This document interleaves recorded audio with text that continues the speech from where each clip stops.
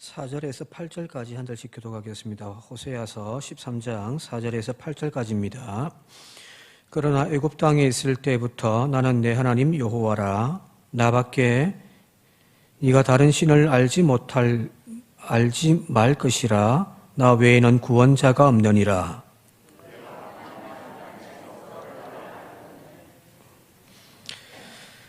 그들이 먹여준 대로 배가 불렀고 배가 부르니 그들의 마음이 교만하여 이로 말미암아 나를 잊었느니라.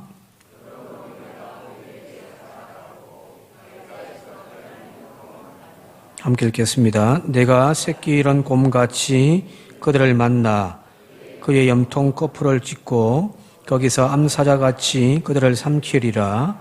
들짐승이 그들을 찢으리라. 아멘. 우리가 아무리 여건 바뀌고 또 상황 바뀌더라도 변하지 말아야 할 것들이 있습니다. 그죠? 그것은 아마 가장 근본적인 부분들은 우리가 변하지 말아야 될 것인데, 나를 낳아준 부모가 그렇고요. 나를 위하여 목숨을 대신하여 준 그 사람을 우리는 절대 잊어서는 안 되는 거죠. 그죠? 그런 사랑의 최고점 이 자리에 있다면 그것은 바로 하나님의 사랑일 겁니다. 그것은 나를 향한 하나님의 사랑이 이 세상의 그 모든 것을 다 한 사랑보다 더 크고 높기 때문입니다. 다 잃어버린다 할지라도 우리는 하나님의 사랑만큼은 잊어버리서는 안 되는 거죠. 요엘서 2장 18절에 이 하나님의 사랑에 대해서 이렇게 이야기를 하고 있습니다. 그때에 여호와께서 자기의 땅을 극진히 사랑하시어 그의 백성을 불쌍히 여기실 것이다 라는 겁니다. 여기서 말하는 극진이란 최고 마지막 끝까지 간 사랑이거든요. 우리를 향하신 하나님의 사랑의 본질은 최상입니다. 그 어떤 상황에도 변하지 않는 사랑이라고 이야기할 수가 있습니다.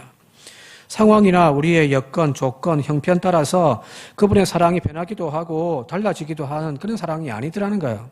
그죠? 내가 잘났던 내가 못났던 내가 하나님 앞에 기쁨이 되어지는 거룩한 성도의 삶을 살던 여전히 저 세상 속에서 탕자의 삶을 살고 있던 하나님의 사랑은 변하지가 않습니다. 그죠?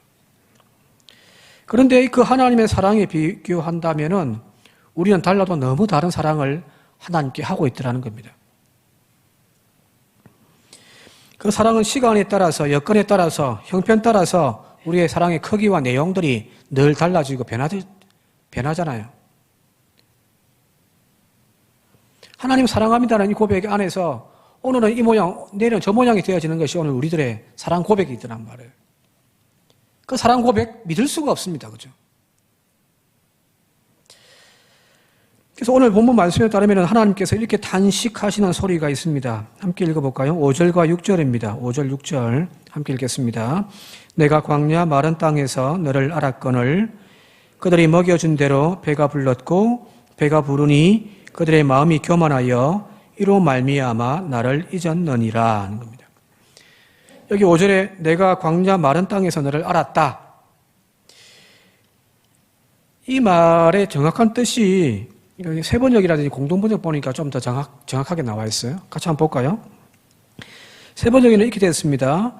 나는 저 광야에서 그 메마른 땅에서 너희를 먹이고 살렸다라는 겁니다. 공동번역은 그 메마른 땅 사막에서 내가 너희를 보살펴 주었다라는 거거든요. 단지 여기서 말하는 내가 광야 마른 땅에서 너를 알았다라는 이 표현이 하나님이 내가 너를 의식적으로 너 알고 있다 그런 표현이 아니라 내가 이 마른 광야에서 아무것도 없는 그냥 내버려 두면 천둥불거성이처럼 그냥 죽을 수밖에 없는 너희들을 내가 먹이고 살리며 보살펴 주었다라는 거거든요. 마치 부모가 그 젖먹이 아이를 품고서 젖을 먹이는 그 부모의 모습, 그 부모의 마음을 지금 여기 담고 있잖아요. 이거죠. 이 아이가 어머니 젖이 아니면은 도무지 살 궁리가 없는 거예요.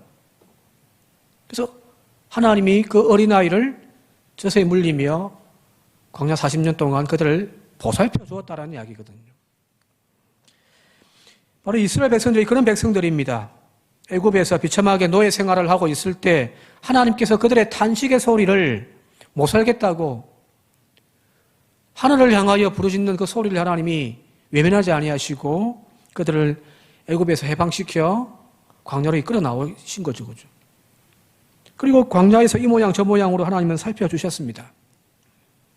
신명기에 나와 있는 모세의 고백처럼 광야 그 40년 동안 그들의 의복이 해이지 아니하고 그들의 신들이 해이지 아니했단 말이에요.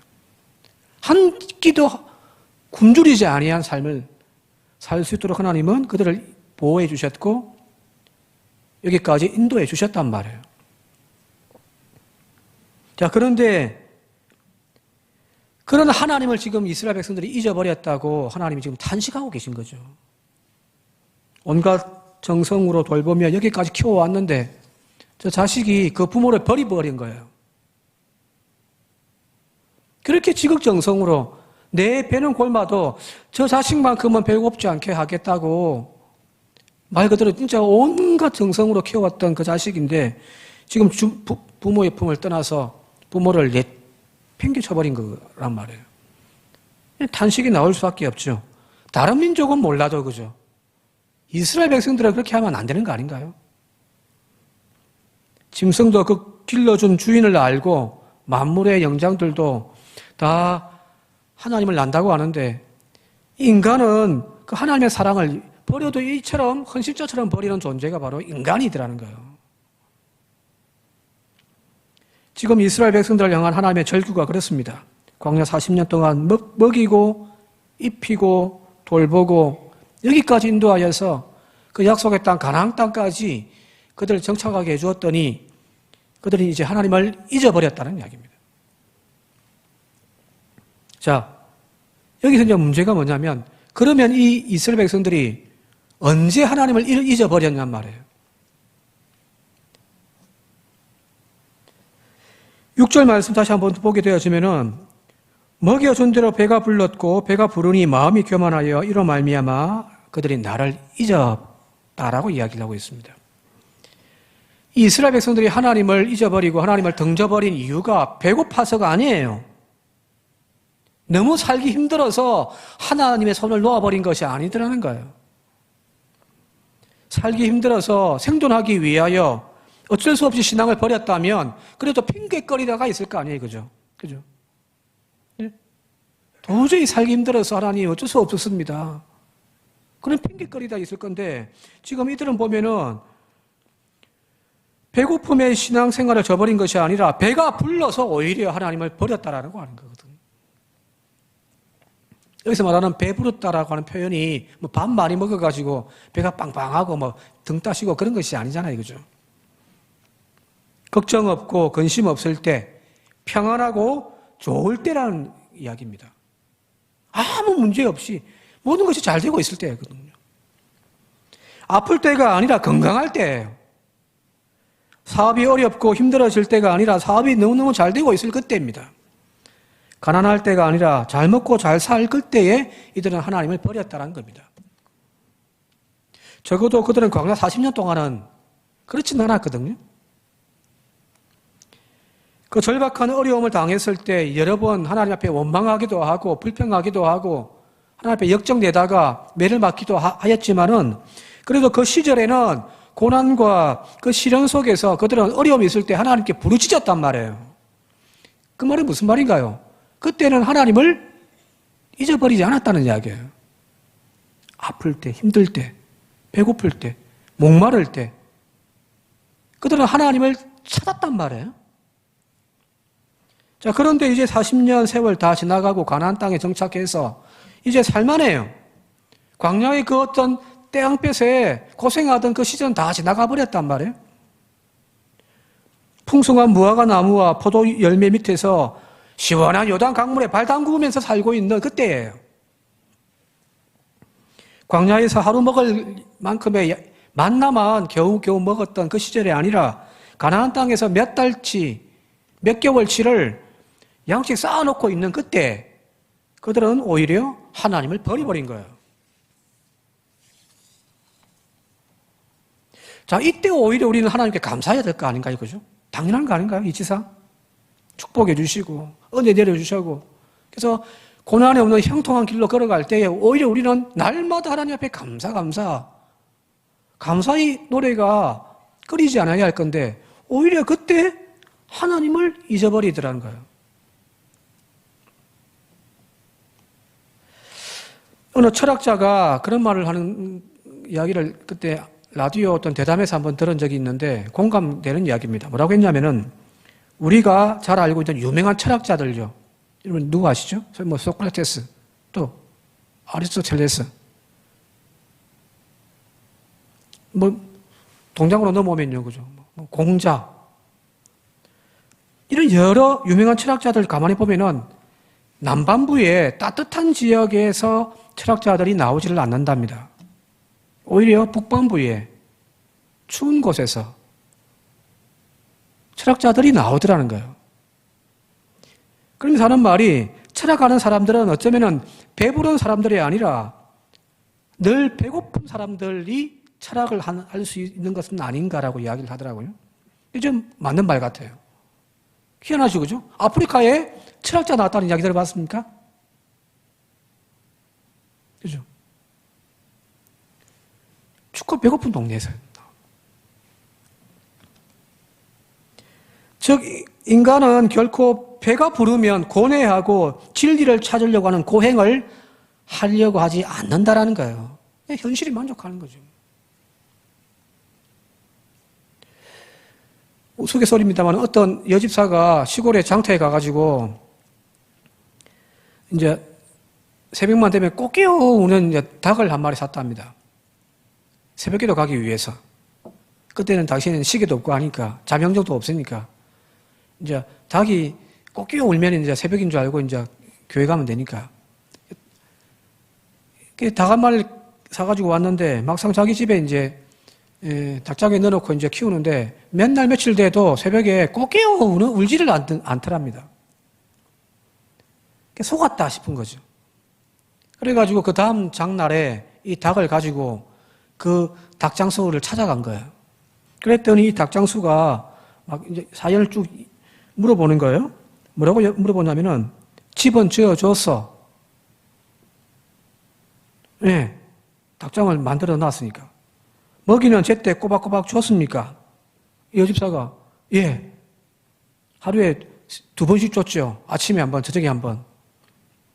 그랬더니 이 닭장수가 하는 말이 뭐라고 이야기하냐면은 아이고 이보시오. 집 있겠다, 마누라 있겠다, 먹고 살만한 거 다 있는데 뭐 한다고 빽빽 울겠어? 라고 이야기를 하더라는 겁니다. 우스갯소리입니다만은 인간도 그런 것 같아요.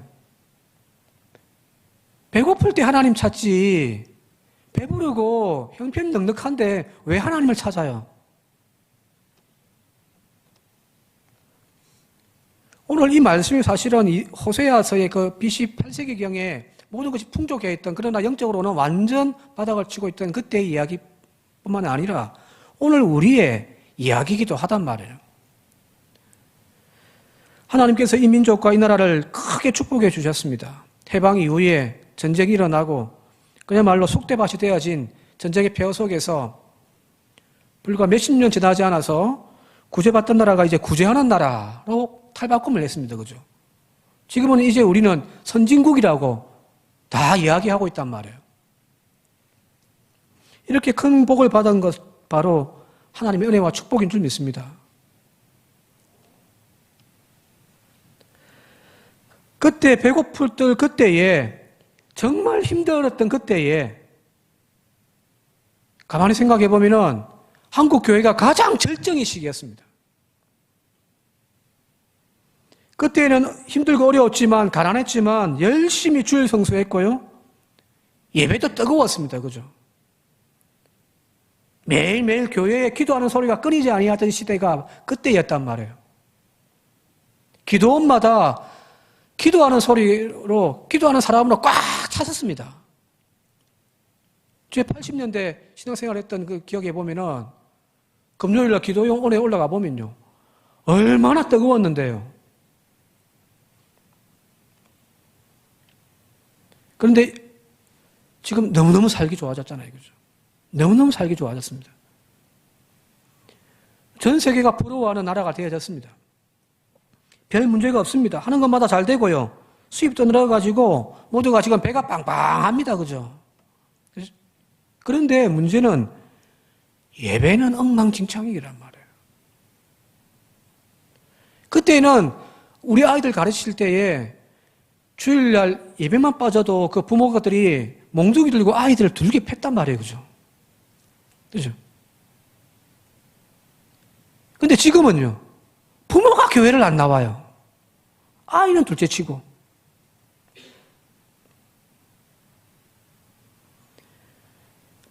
교회들마다 기도의 소리가 멈춰져 버리고 있단 말이에요. 지금 기도원에 다 문 닫는다고 이야기하고 있잖아요. 그죠?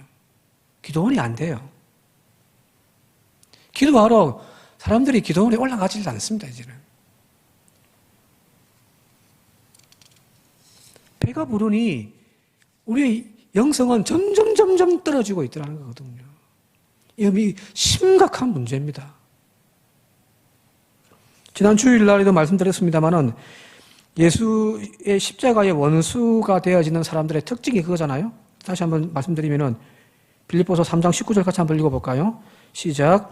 그들의 마침은 멸망이요 그들의 신은 배요 그 영광은 그들의 부끄러움에 있고 땅의 일을 생각하는 자라 하는 겁니다.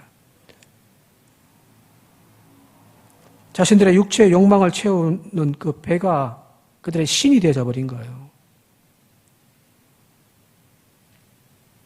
부유해지는 것을 신앙의 목적으로 삼았고요. 세상에서 이름 날리고 출세하고 성공하는 것이 예수 믿는 목적이 되어져 버렸습니다. 그런데 우리가 명심해야 될 것이 그 앞에 있는 그들의 마침은 멸망이라는 겁니다.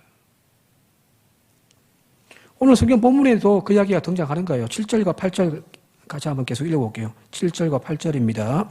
그러므로 나는 이 백성에게 사자처럼 대하고 표범처럼 길목에서 노리며 새끼 빼앗긴 곰같이 달려들어 가슴을 찢어주리라.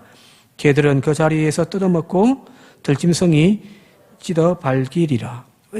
표현들이 섬뜩섬뜩하죠. 그죠? 무슨 말인가요, 이 말이? 너희들이 이제 배가 불러서 나를 버렸다. 하나님께서 뭐라고 말씀하시냐면 나도 너희를 버리겠다는 겁니다. 앞서 이야기했듯이 그 마침은 멸망인 거예요. 무서운 경고입니다. 오늘날 한국 교회가 이 경고의 소리에 정말 경각심을 가져야 되는 겁니다. 이러다가 교회 망합니다. 망해요.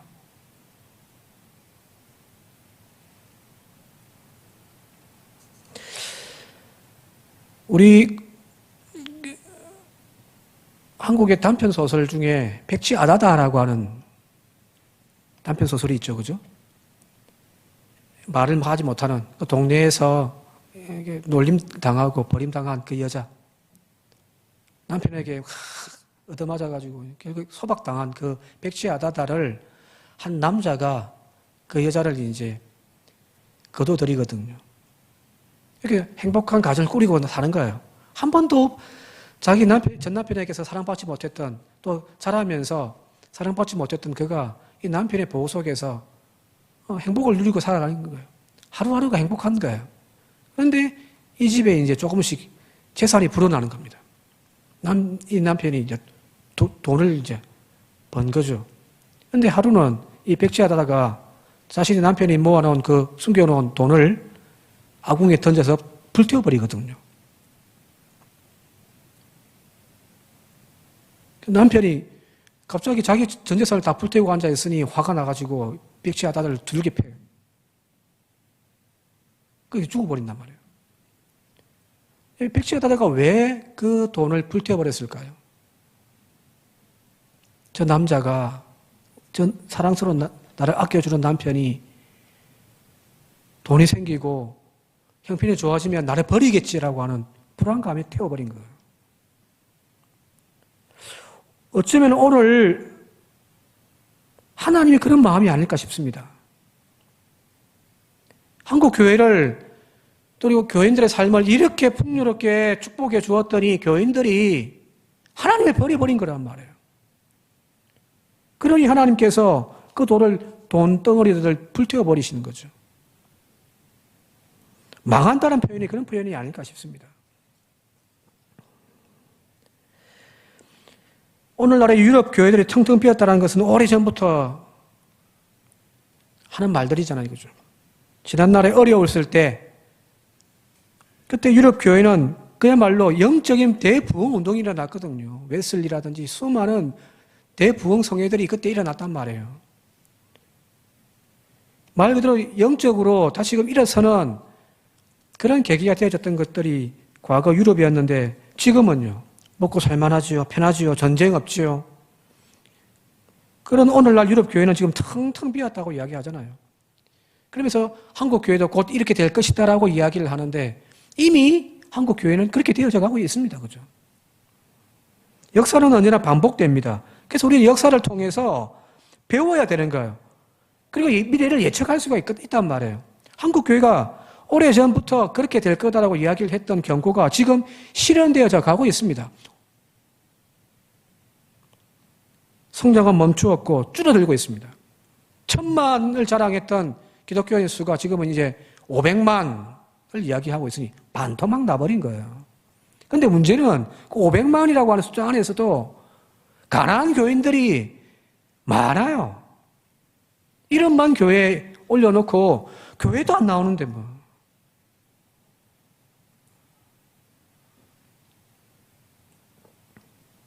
그 이유가 하나님이 우리를 축복해 주지 않아서 우리를 가난하게 만들어서 하나님 우리를 버려두셨기 때문에가 아니에요. 너무너무 배가 부르니 지금 이러고 있더라는 거예요. 다시 한번 우리 생각해 볼 필요가 있는 거죠. 그죠? 하나님 형통케 해달라고, 병 고쳐달라고, 축복해 달라고, 지금 이 어려움에서 좀 더 나아지게 해달라고. 오히려 거기 우리에게 영적인 독이 되어지는 것은 아닌지.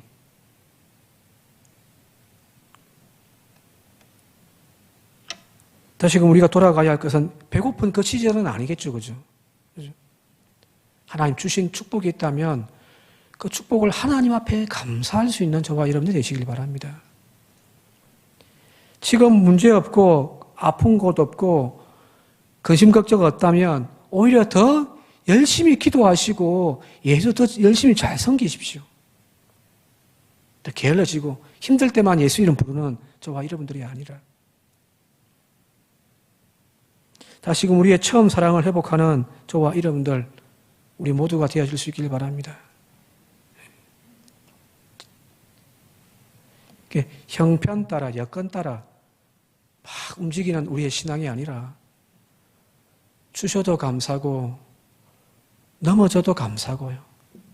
아플 때 감사하고 또 평안할 때 감사할 수 있는 늘 우리의 삶에 하나님이 우리의 감사의 주인공이 되어지는 그런 저와 여러분들이 되어질 수 있기를 지금 주님의 이름으로 축원드립니다. 함께 기도드리겠습니다. 그들의 신은 배다. 땅의 일을 생각하는 자들이다. 그들의 마지막은 멸망이다. 하나님 이 말씀이 또 새겨지고 또 새겨지게 하여 주시옵소서. 더 살만하고 더 형편은 나아졌는데 우리의 믿음 생활은 더 게을러지고 우리의 기도는 더 식어져 버렸습니다. 교회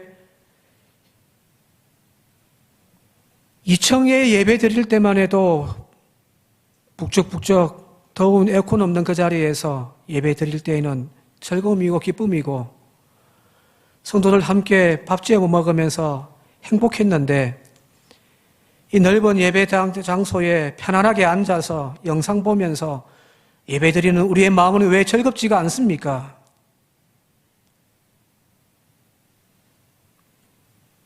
배가 불러 하나님을 잃어버린 것은 아닌지